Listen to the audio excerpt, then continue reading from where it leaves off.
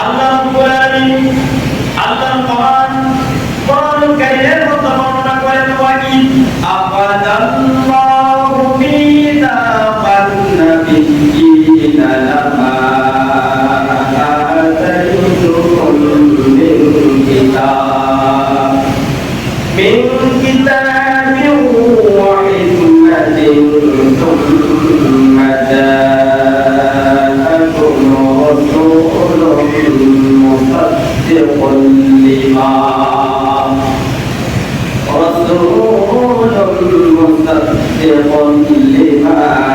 معكم لتؤمنن به ولتنصرنه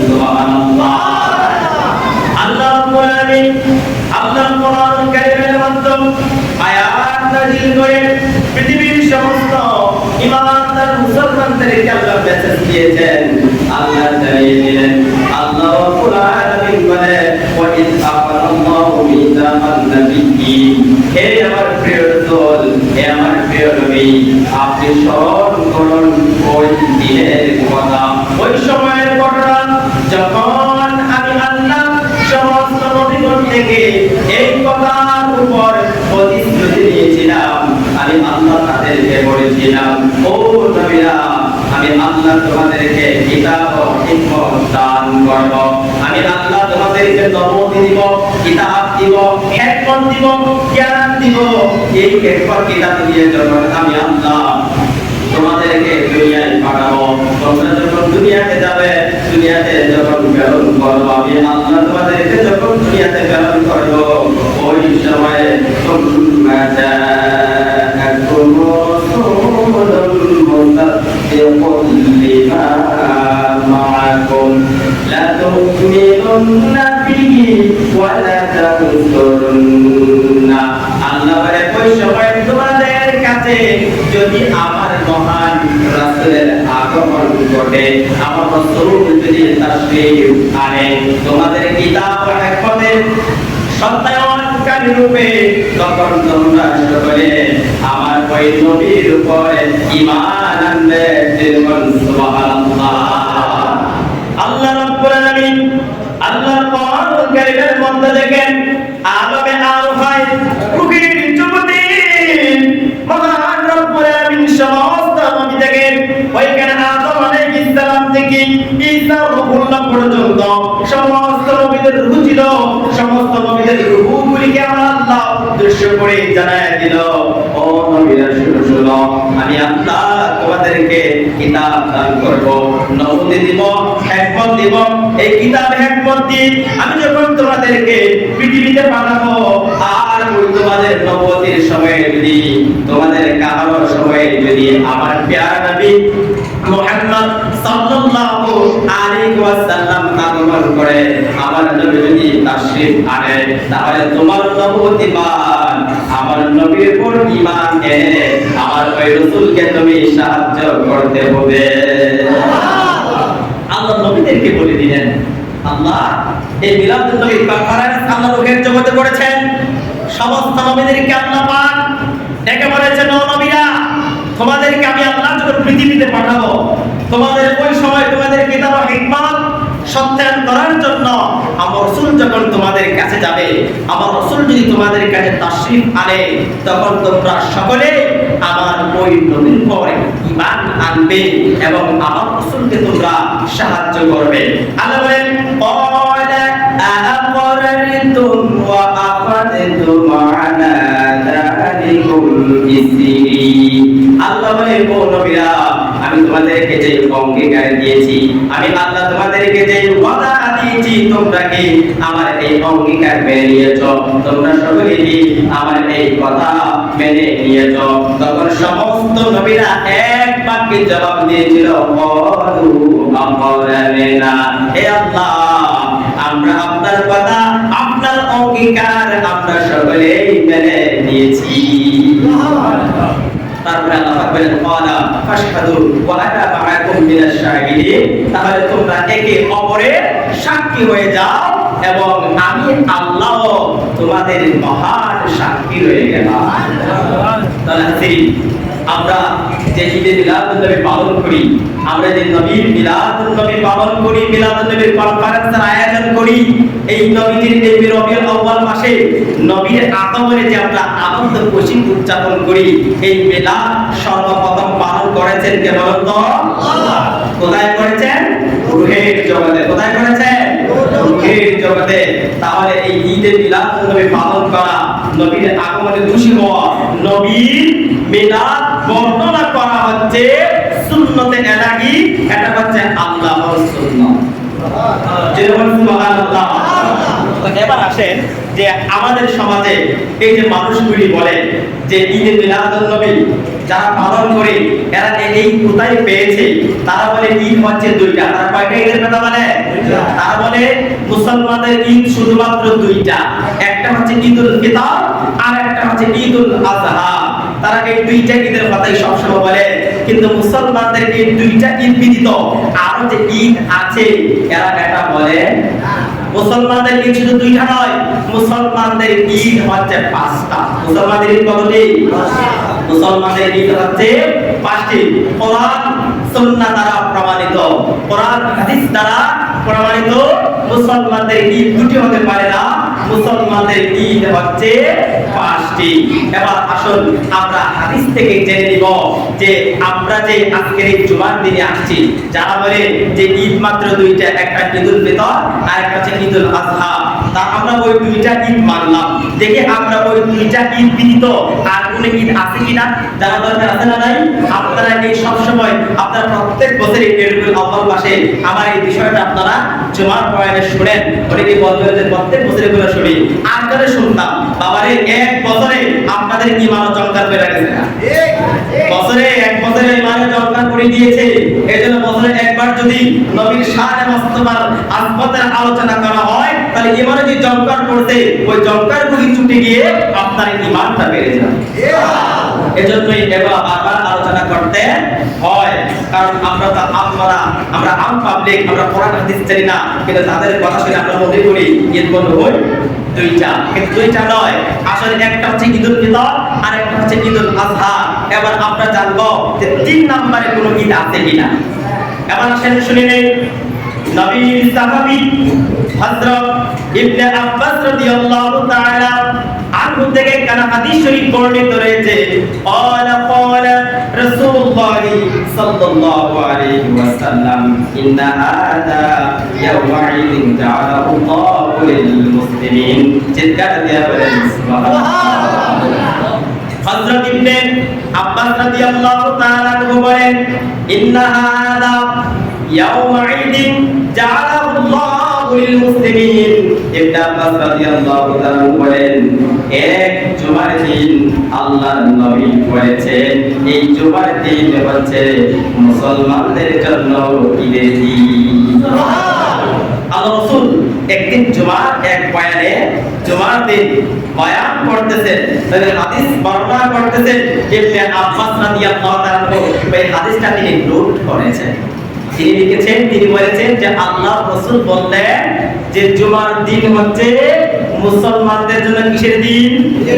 সবাই জবাব করে বলতে হবে জুমার দিন কিসের দিন? ঈদের দিন। তাহলে আমরা পাইলাম যে ঈদুল ফিতর, ঈদুল আযহা শুধু ঈদ নয়, জুমার দিনও ঈদের। তাহলে তাদের কথা মিথ্যা না সত্য? যারা বলে মুসলমানদের ঈদ মাত্র দুইটা, তাদের কথা সত্য না মিথ্যা? তাদের কথা হচ্ছে মিথ্যা। তারা হচ্ছে কাজ্জাব বিন ইউসুফ, তারা হচ্ছে মিথ্যাবাদী। কথা বলে মিথ্যাবাদী কিনা? তারা হচ্ছে মিথ্যাবাদী। তো রাসূল পাক সাল্লাল্লাহু আলাইহি সাল্লামের হাদিস যেটা সহিহ হাদিস, এটার মধ্যে কোনো রকমের সন্দেহ নাই। এরপর যদি কোনো মানুষ সন্দেহ পোষণ করে, নবীর সবচেয়ে প্রিয় সাহাবী যিনি সবচেয়ে বেশি হাদিস বর্ণনা করেছেন, যে সাহাবীর নাম হচ্ছে হযরত আবু হুরায়রা রাদিয়াল্লাহু তাআলা আনহু।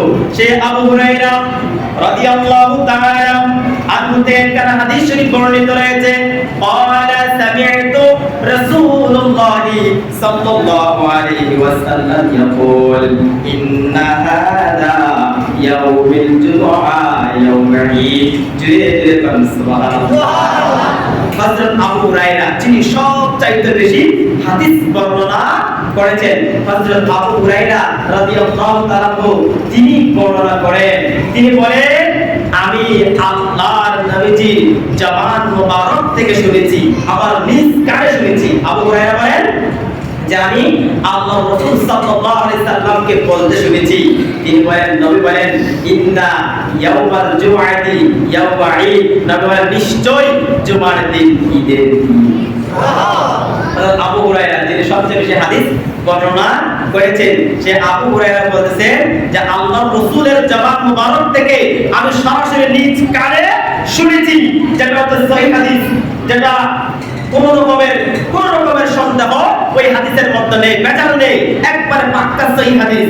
আবু হুরায়রা বলেন আমি আমার নিজ কানে শুনেছি, নবীজি জবান মুবারক থেকে বর্ণনা করেছেন ইন্না ইয়াউমাল জুমআতি ইয়াউমা ঈদ, আল্লাহর রাসূল বলেছেন নিশ্চয়ই জুমার দিন ঈদের দিন। তাহলে আবু হুরায়রার এই হাদিস থেকেও প্রমাণিত হয়ে যায় মুসলমানদের ঈদ দুটি নয়, মুসলমানদের 3 নাম্বার ঈদের দিন হচ্ছে জুমার দিন। সুবহানাল্লাহ।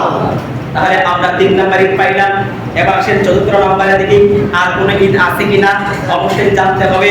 4 নম্বরে আরেকটা ঈদ আছে, যে ঈদটা কি?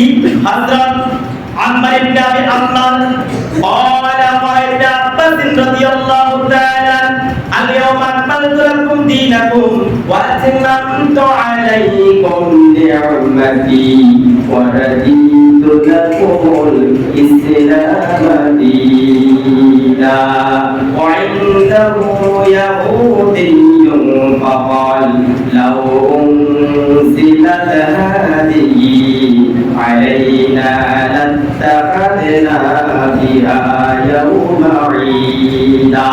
হযরত আবু আম্মার বলেন, হযরত ইবনে আব্বাস রাদিয়াল্লাহু তাআলা আনহু তিনি যখন ওই আয়াতটা তেলাওয়াত করলেন, আল ইয়াউমা আকমালতু লাকুম দীনাকুম ওয়া আতমামতু আলাইকুম নি'মাতি ওয়া রাদিতু লাকুমুল ইসলাম দীনা, হযরত ইবনে আব্বাস রাদিয়াল্লাহু তাআলা আনহু আল্লাহর কোরআনের এই আয়াতটা যখন তিনি তেলাওয়াত করে দিয়েছিলেন, তখন ওনার সামনে একজন ইহুদি ব্যক্তি ছিল। ওই ইহুদি বলতেছে, ও ইবনে আব্বাস শুনো শুনো, তুমি যে একটা তেলাওয়াত করেছো ওই আয়াত যদি আমাদের উপর নাযিল হতো, তাহলে ওই আয়াত যেদিন নাযিল হয়েছে ওই আয়াত নাযিলের দিনকে আমরা ঈদ হিসেবে মানতাম। ইহুদি ইবনে আব্বাস রাদিয়াল্লাহু তাআলা কে বলতেছেন, ইয়া আব্বাস তুমি যে কোরআনের বাক্যে যে আয়াত তেলাওয়াত করেছো ওই আয়াত যদি আমাদের উপর নাযিল হতো, তাহলে ওই আয়াত নাযিলের দিনকে আমরা ঈদ হিসেবে মানতাম। তখন ইবনে আব্বাস রাদিয়াল্লাহু তাআলা তিনি বললেন, ও ইহুদি শুনো শুনো, ওই আয়াত যেদিন নাযিল হয়েছে ওই দিন মুসলমানদের দুইটা ঈদ ছিল, ফি ইয়াউমা ঈদাইন, ফি ইয়াউমা ঈদাইন, ওই দিন মুসলমানদের দুইটা ঈদ ছিল। এক নাম্বার হচ্ছে ফি ইয়াউমা জুমআ, এক নাম্বার ওই আয়াতটা যেদিন নাযিল হয় ওই দিন ছিল জুমার দিন, ওয়া ইয়াউমা ঈদ, আবার ওই ওয়া ইয়াউমা আরাফা, ওয়া ইয়াউমা ঈদ।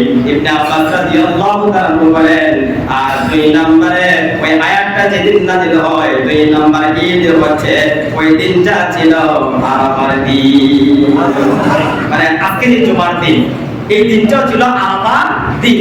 আল ইয়াউমা আকমালতু লাকুম দীনাকুম ওয়া আতমামতু আলাইকুম নি'মাতি ওয়া রাদিতু লাকুমুল ইসলাম দীনা, ওই আয়াত নাযিলের দিনটা ছিল আরাফার দিন, আবার ওই দিন ছিল জুমার দিন। এজন্য ইহুদিকে ইবনে আব্বাস রাদিয়াল্লাহু তাআলা তিনি বলে দিলেন, ওই আয়াত যেদিন নাযিল হয় ওই দিন মুসলমানদের দুটি ঈদ ছিল, একটা ছিল জুমার দিন, আরেকটা ছিল আরাফার দিন। তাহলে আমরা ইবনে আব্বাস রাদিয়াল্লাহু তাআলা এই হাদিস থেকেও প্রমাণ পাইলাম মুসলমানদের শুধু দুটি ঈদ নয়, মুসলমানদের 4 নম্বর ঈদ হচ্ছে আরাফার দিন। যেরকম দিবস সুবহানাল্লাহ, তাহলে আমরা কয়টা ঈদ পেয়েছি? 4টা ঈদ পেয়েছি। এবার আসেন 5 নম্বর ঈদ, যে ঈদ না হলে কোনো ঈদই হলো না, যে ঈদ না হলে কোন ঈদই হতো না। ওটা কোন দিন? ওই ঈদ হচ্ছে নবীর আগমনের দিন। ওই কোন ঈদ? নবীর আগমনের দিন বলা হয়েছে। আল্লাহ রাব্বুল আলামিন ওই দিনে আমরা কেন খুশি উদযাপন করি? ওই দিনে কেন আমরা ঈদে মিলাদুন নবী পালন করি? কেন আমরা আনন্দ জুলুস করি? কেন এটা আমাদের কথা নয়, আমাদের কোনো ব্যক্তিগতভাবে আমরা আনন্দ করি না, আমরা খুশি উদযাপন করি না। এই খুশি হওয়ার জন্য স্বয়ং বলেছেন আমার আল্লাহ। এর দলিল আল্লাহর কোরআন। আল্লাহ পাক বলে কুল বিফাদলিল্লাহি ওয়া বিরহমাতিহি ফাবিযালিকা ফালইফরাহু ওয়া খায়রুম মিম্মা ইয়াজমাউন। জিকার দিয়া বলেন সুবহানাল্লাহ। আল্লাহ রাব্বুল আলামিন আল্লাহ কোরআনুল কারীমের মধ্যে বলেন কুল, হে নবী আপনি বলুন, বিফাদলিল্লাহ আমি আল্লাহর দয়া, আমি আল্লাহর ফজল, ওয়া বিরহমাতিহি আর আমি আল্লাহর রহমত। আল্লাহ দুইটা জিনিসের কথা বলেছেন, একটা হচ্ছে আল্লাহর দয়া আর একটা হচ্ছে আল্লাহর রহমত। ফাবিযালিকা ফালইফরাহু, তারা যেন এই দুইটা জিনিস নিয়ে আনন্দ করে খুশি উদযাপন করে। ওয়া খায়রুম মিম্মা ইয়াজমাউন, তাদের এই আনন্দটা হতে হবে, তাদের এই খুশি উদযাপন করাটা হতে হবে সমস্ত কিছুর চাইতে উত্তম। আল্লাহকে যদি প্রশ্ন করেন, হে আল্লাহ আপনি যে দুটি জিনিস নিয়ে আনন্দ করার কথা বললেন, যে দুটি জিনিস নিয়ে খুশি উদযাপন করার কথা বললেন, ওই খুশিটা কতটুকু হতে হবে? আল্লাহ ওই পরের আয়াতে বলেন, ওই আয়াতের শেষের অংশে বলে ওয়া খায়রুম মিম্মা ইয়াজমাউন। ওরে আমার বান্দারা, তোমাদেরকে যদি আমি আল্লাহ পৃথিবীর সমস্ত পৃথিবীর মালিক বানায়া দেই, আর ওই সমস্ত পৃথিবীর সম্পত্তি যদি তোমরা আমি আল্লাহর রাস্তায় ব্যয় করে দাও, তাহলে যতটুকু খুশি হইবা আমি আল্লাহ তোমাদেরকে ততটুকু সওয়াব দান করে দেব। সমস্ত পৃথিবীটা যদি আল্লাহর রাস্তায় ব্যয় করে দেওয়া হয়, বলেন তো সওয়াব কম হবে না বেশি হবে? আওয়াজ দিয়ে বলেন, কম হবে না বেশি হবে? মুসলমান শুনো শুনো, আমার আল্লাহ বলে সমস্ত পৃথিবীটা যদি আমি আল্লাহর রাস্তায় ব্যয় করে দাও, তাহলে যতটুকু সওয়াব হবে তার চাইতে কোটি কোটি গুণ বেশি সওয়াব হবে। ওয়া খায়রুম মিম্মা ইয়াজমাউন, তোমরা যদি ওই দুইটা জিনিস নিয়ে আনন্দ করো, খুশি উদযাপন করো, যে সুবহানাল্লাহ। এখন যে দুটি জিনিস নিয়ে আল্লাহ খুশি উদযাপন করার কথা বলেছেন, আনন্দ করার কথা বলেছেন, এই দুইটা জিনিস কি এটা জানতে হবে না? আসেন আমরা জেনে নেই। আল্লাহকে যদি আমার প্রশ্ন করা হয়, ও মালিক আপনি বলে যে আপনার দয়া নিয়ে আমরা আনন্দ করাবো, খুশি উদযাপন করাবো, ওই দয়া দ্বারা আপনি কি বুঝালেন?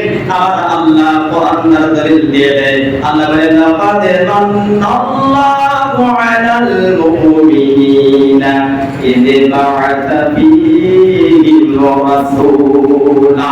চিৎকার দিয়া বলেন সুবহানাল্লাহ। আমার আল্লাহ বলে লাকাদ মান্নাল্লাহু, অবশ্যই আমি আল্লাহ দয়া করলাম। ও আল্লাহ আপনি কাদের প্রতি দয়া করলেন? আল্লাহ বলে আলাল মুমিনিন, আমি আল্লাহ মুমিনদের প্রতি দয়া করেছি। ও আল্লাহ আপনি মুমিনদের প্রতি কি দ্বারা দয়া করেন?